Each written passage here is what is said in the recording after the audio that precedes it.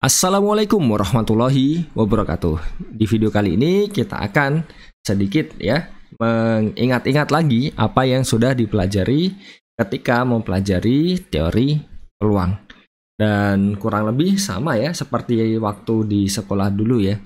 Jadi tidak banyak hal yang berbeda di sini kecuali beberapa poin yang ingin saya tekankan.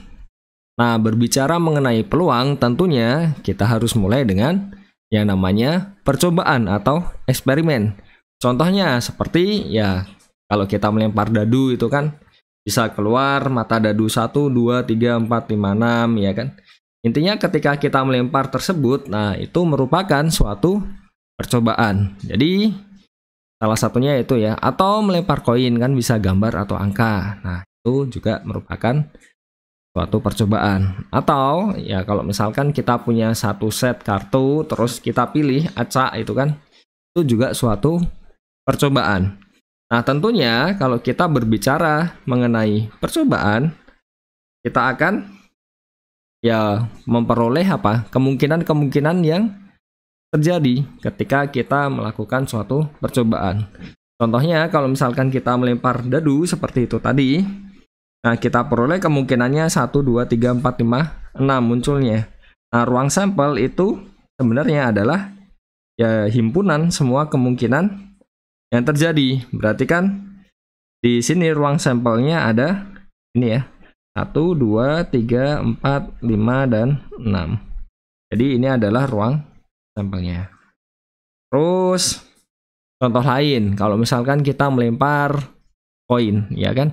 Kalau koin di bahasa Inggris biasanya menggunakan ini ya terminologi head and tail.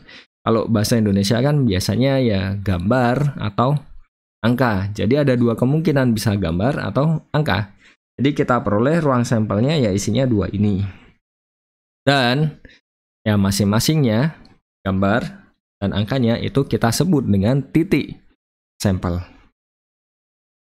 Nah, bagaimana dengan himpunan bagiannya? Kalau kita berbicara tentang himpunan, otomatis kita berbicara subhimpunannya atau himpunan bagiannya. Jadi himpunan bagian dari ruang sampel itu kita sebut dengan kejadian. Dan ada kejadian di mana isinya hanya satu titik sampel dan itu kita sebut dengan kejadian sederhana. Contohnya, kalau misalkan kita melempar dadu isinya 6, ruang sampelnya kan ini tadi ya, seperti yang sudah kita bahas di depan tadi. Titik sampelnya juga masing-masingnya ini. Nah, contoh kejadian sederhananya bisa yang isinya hanya satu saja, isinya hanya dua saja, atau isinya hanya saja kan. Jadi itu merupakan contoh-contoh kejadian sederhana yang sangat sederhana juga. Nah, apa itu peluang? Intinya adalah banyak cara terjadinya suatu kejadian dibagi dengan banyak semua kemungkinan. Nah, kalau misalkan kejadiannya kita notasikan A ya. Jadi peluang A itu sama saja ini. Kalau kita punya ini kan berarti NA dibagi NS. Itu banyak cara terjadinya kejadian A dibagi dengan banyaknya semua kemungkinan.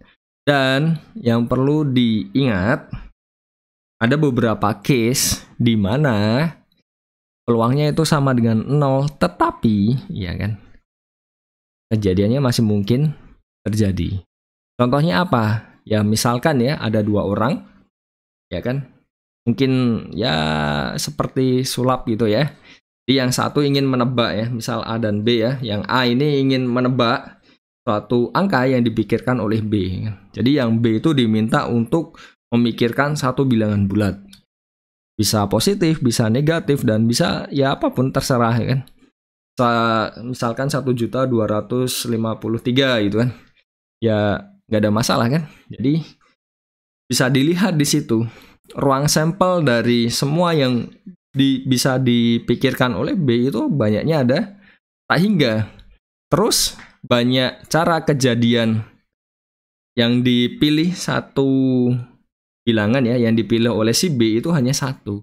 Artinya apa? Peluangnya 0. Ya kan? Karena banyaknya ada tak hingga yang pilih cuma satu. Tapi mungkin tidak, si A ini ternyata dia sangat beruntung menebak, oh cocok, ya kan? Ya mungkin bisa saja terjadi, meskipun ya peluangnya tentunya sangat kecil ya. Jadi kalau peluangnya 0 jelas tadi ya, tapi kemungkinannya untuk terjadi itu memang sangat kecil.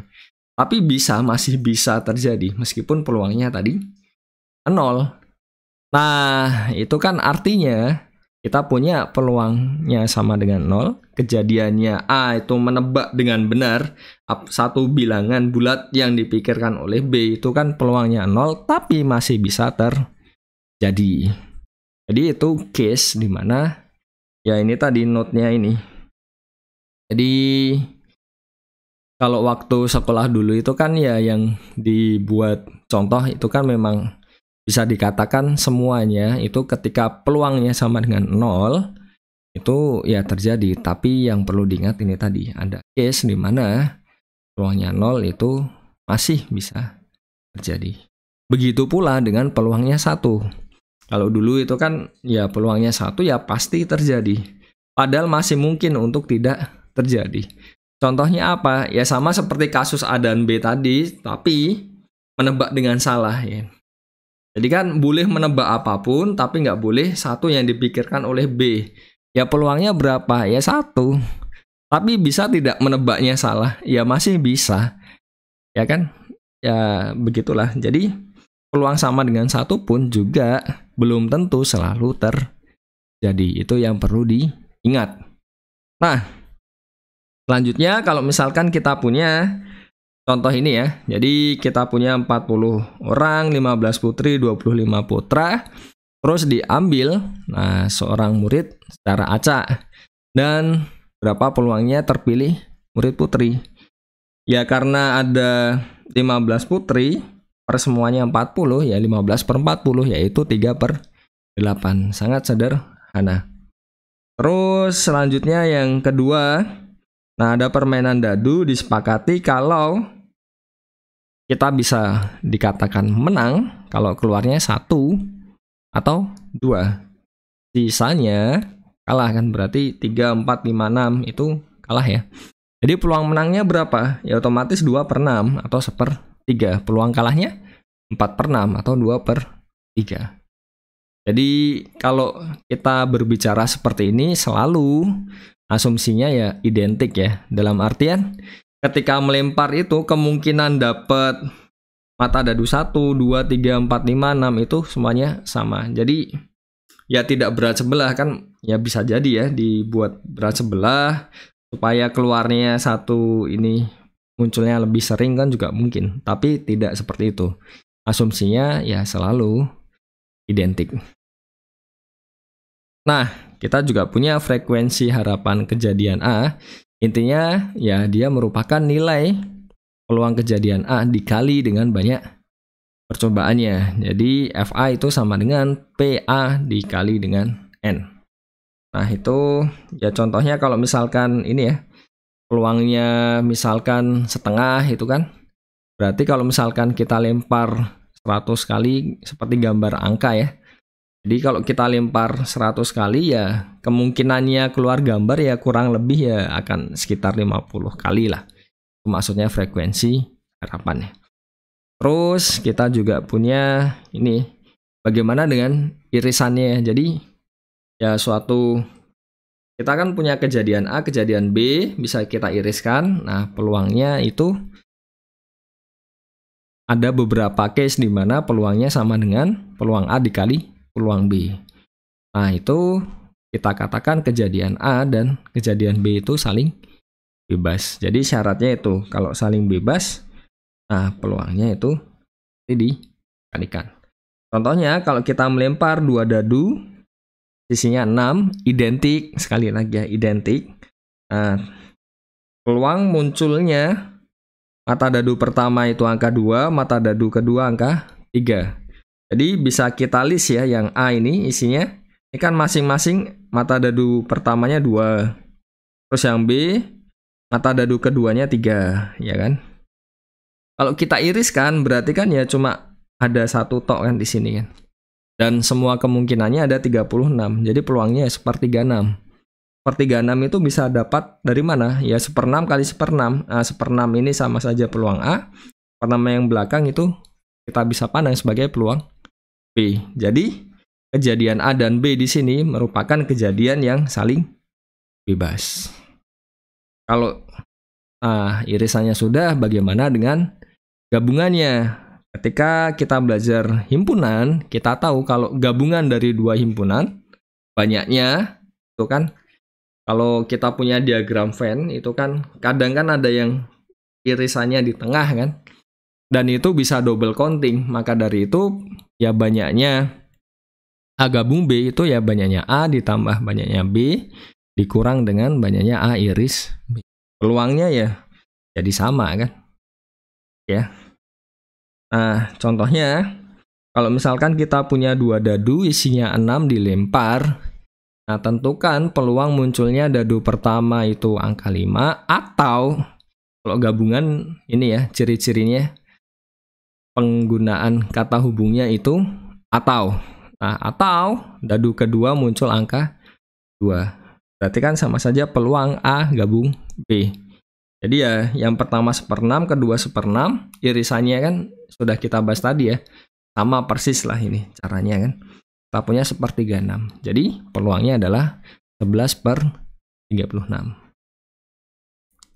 Oke, jadi itu tadi ya sedikit mengingatkan mengenai peluang. Tidak terlalu dalam, tapi ada satu hal yang ingin saya garis bawahi ya di situ ya. Intinya ya salah satunya adalah yang perlu diingat, peluang suatu kejadian A itu sama dengan 0 tidak berarti kejadian A itu tidak mungkin terjadi. Jadi ya masih ada case lah di mana peluangnya itu sama dengan 0 tapi masih bisa terjadi. Begitu pula ketika peluangnya sama dengan 1. Itu ya masih mungkin untuk tidak terjadi. Cuma memang waktu sekolah dulu ya contoh-contohnya memang yang diambil itu yang kalau peluangnya sama dengan 0 dia tidak terjadi, tidak mungkin terjadi. Yang peluangnya sama dengan 1 yang selalu terjadi. Ingin meluruskan konsep itu terlebih dahulu. Oke, sekian saja video kali ini. Semoga dapat dipahami dengan baik dan semoga bermanfaat. Wassalamualaikum warahmatullahi wabarakatuh.